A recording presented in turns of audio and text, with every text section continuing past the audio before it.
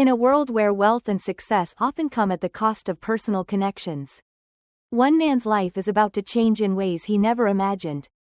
Alex Miller, a powerful businessman, has everything he's ever wanted, except the one thing that truly matters: family. When a chance encounter with his housekeeper, Emily Johnson, unravels a decades-old mystery, Alex's carefully constructed world begins to shift. What follows is a journey of rediscovery, healing, and the power of love that defies time and circumstance. Subscribe to the channel to begin today's story with life stories. I remember the day as clearly as if it were yesterday, even though, in some ways, it feels like a lifetime ago. My name is Alex Miller, and I have everything a man could ask for: wealth, power, influence. I've built an empire, crafted a life of unparalleled luxury. And yet, despite all that, there was always something missing. A hollow space within me that I never quite understood. My routine was sacred, a fortress that protected me from the unpredictability of life. I woke up every morning at exactly 5 o'clock, exercised in my private gym, showered in marble-clad bathrooms that spoke of money well spent, and moved on with my day like a soldier preparing for battle. Everything was precisely the way it needed to be. There were no surprises, no emotional entanglements. I had learned long ago to avoid the messiness of human relationships. It was easier that way. It was safer. But something was different that morning. As I walked through the kitchen, glancing at the flawless gleam of the countertops, I saw her. Emily Johnson, the newest addition to my household staff, was organizing something in one of the cabinets. She turned and gave me a polite nod, her eyes meeting mine in a way that I had not expected. "Good morning, Mr. Miller," she said, her voice soft, yet assured. "Good morning," I replied automatically, already thinking about the business meetings ahead, the numbers that awaited my attention, the power plays that demanded my focus. But then, something made me pause. I stopped in my tracks and turned back toward her. "Miss Johnson, isn't it?" I asked, my voice somehow quieter than I had intended. "Yes, sir," she answered, with a slight but respectful nod. And for a moment, our eyes locked in a way that felt strange. A flicker of recognition, not of her face, not of her presence, but something deeper, a sense of familiarity that I could not place. It was as if a part of me had remembered something buried deep within. But the memory was too elusive to grasp.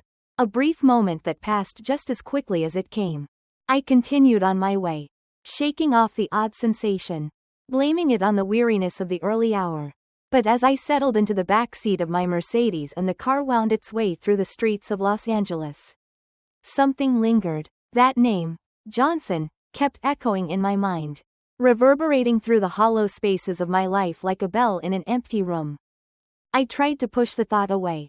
I had far more important things to focus on. After all, the morning's emails, the deals to be made, the contracts to be reviewed, the usual numbers, facts, and figures, things I could control. But despite my best efforts, the name Johnson continued to linger. It was a tiny thing, a mere irritation, like a grain of sand lodged in an oyster. But I couldn't ignore it. Not entirely. It was as if some unseen force, had shifted ever so slightly in the carefully ordered world I had built for myself. I couldn't shake the feeling that something had changed, even if I couldn't explain how or why. The rest of the day unfolded like any other. I moved through my meetings with mechanical precision, reviewing contracts, making decisions, adding more millions to my already considerable fortune. The work was a comfort, a familiar rhythm that I could rely on. But even as I signed off on one deal after another, I couldn't escape the nagging feeling that someone, was still waiting for my attention. As evening approached and the California sun dipped low, painting the sky in hues of orange and pink, I found myself doing something entirely out of character. I left the office early. The usual self-discipline that had driven me for years faltered. I had always considered the office my domain, a place where I could escape from the world and its distractions. But not that evening. Something was different. The drive home was silent. But my mind was far from still. It was unusually active, turning over thoughts that I had long ago buried under layers of success and power. The name, Johnson, swirled in my mind, weaving itself into the fabric of my memories. It seemed absurd, this sudden obsession, but I couldn't stop myself from thinking about it. About her. About the woman who had worked in my home for barely 2 weeks. When I returned to my mansion that evening, the quiet of the house struck me like a blow. The staff had finished their daily duties. But something felt off. Every room, every corner, seemed to hold questions I had never allowed myself to ask. The emptiness that surrounded me, the silence that had always felt like peace, now felt like a void waiting to be filled. I found myself in my study, surrounded by the trappings of my success. The mahogany walls, the fine art, the bookshelves filled with volumes that no one had read in years. I sat at my desk and opened my laptop, the soft glow of the screen casting shadows across the room. As I began searching for information on Emily Johnson, I knew that something was pulling me toward a truth I hadn't sought in years. A truth that had been buried deep within my past. The name Johnson might have been common enough, but it resonated with me in ways I couldn't understand. And as I clicked through digital archives, old newspaper clippings, and adoption records, I found myself diving deeper into a labyrinth of memories. Some faded, others sharp with clarity. The name Johnson had unlocked something inside me, a door to a past I had closed off long ago. But even as I found myself retracing steps I thought I had left behind, I couldn't shake the feeling that I was about to uncover something far more profound than just the history of a name. Something, or someone, that would change everything I thought I knew about family, wealth, and the meaning of home. And just as I was beginning to believe that I had reached the edge of understanding, a knock at the door startled me from my thoughts. "Come in," I called, quickly minimizing the browser window as Emily entered, carrying a silver tray with chamomile tea. It was a nightly ritual I hadn't requested but had come to appreciate over the past 2 weeks. "I thought you might need this, Mr. Miller," she said, placing the tray gently on my desk. I studied her for a moment, still unsure of what it was about her presence that felt so familiar. And then, almost without thinking, I surprised myself by asking, "Would you mind sitting for a moment? I'd like to ask you something." She looked taken aback, a flicker of surprise crossing her face. But she nodded and sat down across from me, her hands folded neatly in her lap. I was not accustomed to this kind of conversation. I had built a life that kept such exchanges to a minimum. Yet here I was, inexplicably drawn to a woman who had only just entered my life. The woman who might hold the answers I had long ago abandoned. For the first time in years, I felt the walls I had so carefully constructed around myself begin to crack. And in that crack, something stirred, a possibility I had never dared to hope for. The room felt colder than usual. Despite the soft glow of the desk lamp, Emily had barely settled into the chair across from me when I found myself struck by the gravity of what I was about to ask. I had spent years building a fortress of wealth and control around myself. And yet now, in this quiet study, it felt as though that fortress was crumbling with every word. The silence stretched between us. But I could feel something shifting, something I hadn't expected. I cleared my throat and leaned forward slightly, trying to steady my thoughts. "Miss Johnson, I'm sure this sounds strange, but I've been thinking about your name. Your last name, specifically, Johnson. It's a name I've been hearing a lot in my mind lately. It keeps coming back to me." She raised an eyebrow, clearly intrigued but maintaining the professional distance that came so naturally to her. "Mr. Miller, if I may ask, what's so significant about my last name?" Her tone was polite, but there was an edge of curiosity, a flicker of interest that I hadn't anticipated. I hesitated for a moment, not sure how to explain it. How could I? What I was feeling, what I was thinking, it all seemed so improbable, so far-fetched. Yet something told me I couldn't ignore the nagging sensation that had taken root in me since that morning. "It's not just any last name," I began slowly. "It's a name I've been hearing in my mind for years. Johnson. It reminds me of someone I lost a long time ago." Her expression softened, and I saw a brief flash of understanding in her eyes. She said nothing, but her quiet presence seemed to encourage me to continue. "When I was 5, I said, my voice slightly distant, as though I were speaking to someone far away. My brother and I were separated. We were placed into different foster homes. And I haven't seen him since. His name was Sam. My mother, her name was Laura Johnson. At the mention of my mother's name, I saw a flicker of recognition cross Emily's face. She didn't say anything, but her hands clenched in her lap for a brief second, as if she were trying to suppress an emotion. I was adopted by a family who changed my name to Alex Miller. I continued. I've spent years trying to find Sam, hiring private investigators, going through records, but I never managed to trace him. It's been decades, and I gave up. I buried it all under the weight of business, of success. Emily leaned forward slightly, her gaze fixed on me. There was an intensity in her eyes now that hadn't been there before. It was as though she was piecing something together in her mind. Something that had eluded her for years. I grew up in the foster system too. Mr. Miller, she said quietly, almost as though she were testing the waters. I was separated from my brother when I was very young. I don't remember much of him.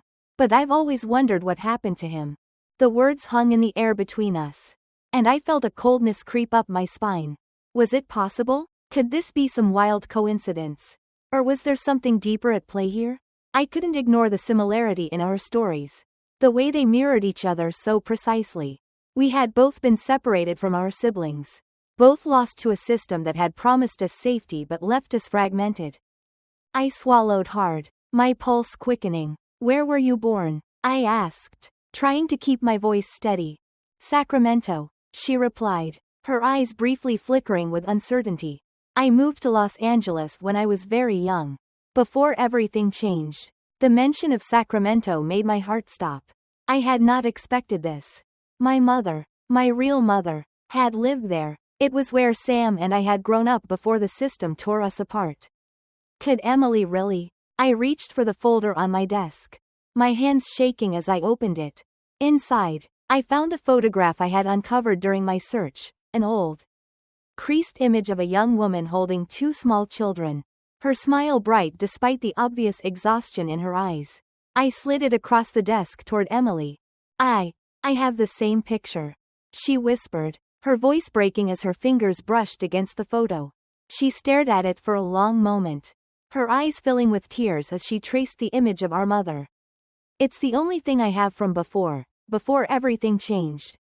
I could barely breathe as I watched Emily's face transform. The recognition in her eyes was unmistakable. This wasn't a coincidence. The world had shifted around us in the span of a few heartbeats. And the truth was finally emerging from the shadows. The room was suddenly thick with the weight of this discovery. And I could feel the walls I had so carefully constructed around myself begin to tremble. For the first time in years, I allowed myself to consider something beyond success and wealth. For the first time in decades, I allowed myself to hope. Emily, my voice faltered, but I forced myself to continue. I don't think I'm the only one searching. I've been searching for you for so long. I thought I had lost you forever. Her hand flew to her mouth in disbelief, her eyes wide as she met mine. Sam, she whispered, the name slipping from her lips like a prayer. Is it really you? In that moment, the world seemed to stop. Time stretched, and all I could hear was the pounding of my own heart. We were not strangers. We were not just two people caught in the drift of life. We were family, lost to each other, but never truly gone. It was like a door opening. A door I had long ago closed. And as it swung wide, I realized that everything I had known, everything I had built, had been a preparation for this moment. The walls I had constructed, the life I had carefully curated, were no longer enough. I was no longer content to live in the silence I had created. I wanted something more. I wanted the truth. And in that truth, I found something I had long since forgotten. The possibility of family, of love, and of healing. The beginning of something new. The room was silent. The only sound the soft hum of the air conditioning as Emily stared at the photograph in front of her. Her eyes filled with tears. And I couldn't help but feel a rush of emotions that I hadn't expected. There was a strange warmth spreading through me.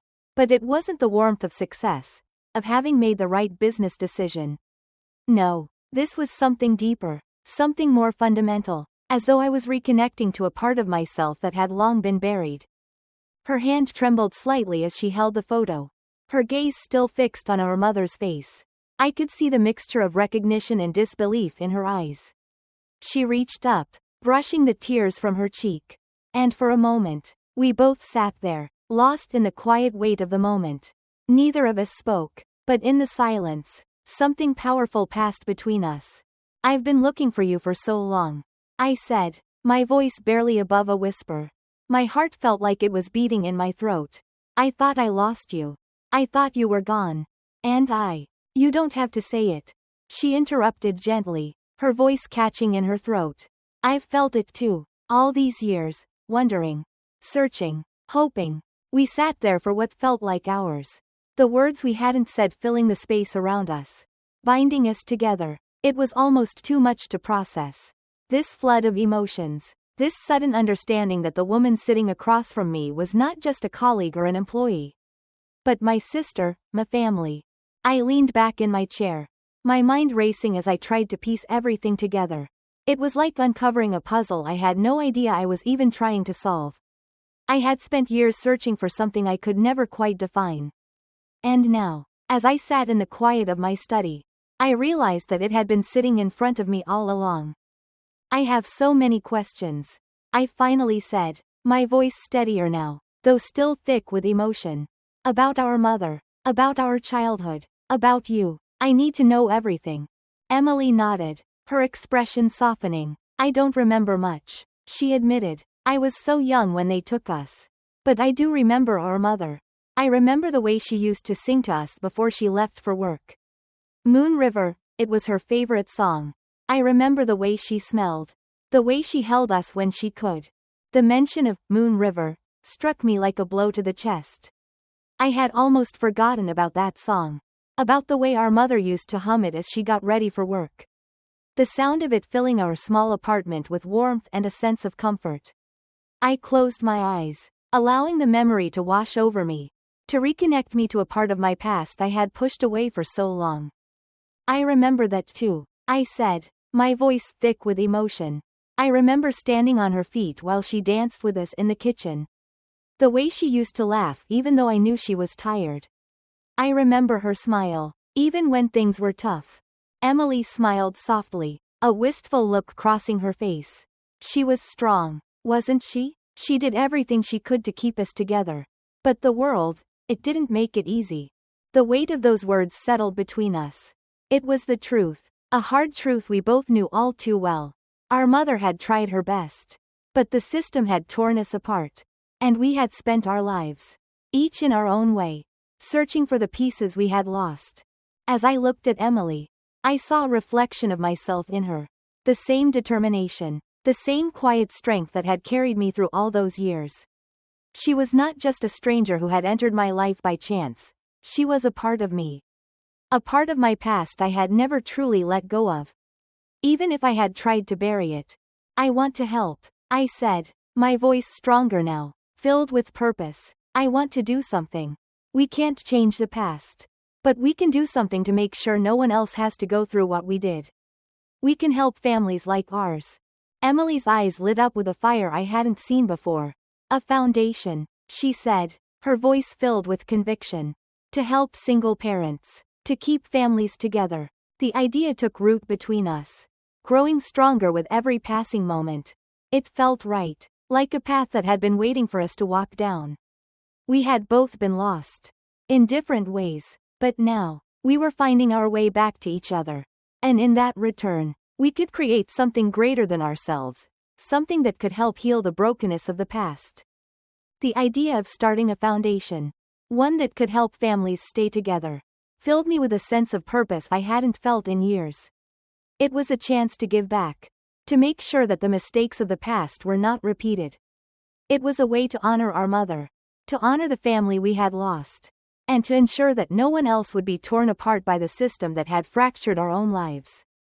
I looked at Emily, my sister, for the first time not as an employee, not as someone who simply worked in my house, but as family, and in that moment, I knew that this was only the beginning. Our journey together had only just started. We had much to learn, much to uncover, and much to heal, but together, we would find our way. As the sun set over Los Angeles, casting long shadows across the garden. I realized that the mansion around us, this cold, vast space, no longer felt like a place of solitude. It felt like a home. For the first time in a long while, I didn't feel alone. And for the first time in decades, I allowed myself to believe in the possibility of something real, something lasting. A second chance at family, at love, and at healing. It was a gift I had been given, and I wasn't going to waste it. As the weeks passed, Alex and Emily's relationship deepened. The mansion, once a cold monument to Alex's success, now felt warm with laughter, conversation, and the promise of new beginnings. Their foundation took shape, focused on helping families stay together, offering support to single parents and those who had lost their way. It was more than a charitable endeavor, it was their way of healing the wounds that had once seemed insurmountable. Alex found himself spending more time at home, relishing in the simple joy of sharing meals and conversations with Emily. The house no longer felt like a place of emptiness, but one of connection. The staff, too, had noticed the change. Emily was no longer just a housekeeper, she had become a sister. A partner, someone whose presence was as vital to the home as Alex's own. One evening, as they sat together in the garden, watching the sunset over the Pacific, Emily turned to Alex. "Do you ever think about our mother?" she asked softly. Alex nodded. "Every day. I think she would be proud of us, of what we've built. She always wanted us to be together." The gentle breeze carried the scent of jasmine, and for the first time, Alex felt peace, a peace that had long eluded him. Together, they were creating something far more valuable than wealth. They were building a family, reconnecting with their past, and shaping a future that would make a difference. As the night fell, Emily leaned her head on Alex's shoulder, and they sat in comfortable silence, knowing that their journey was only just beginning. A second chance at family, at love, had been given to them, and they would never let it slip away. Subscribe to the channel to follow more life stories.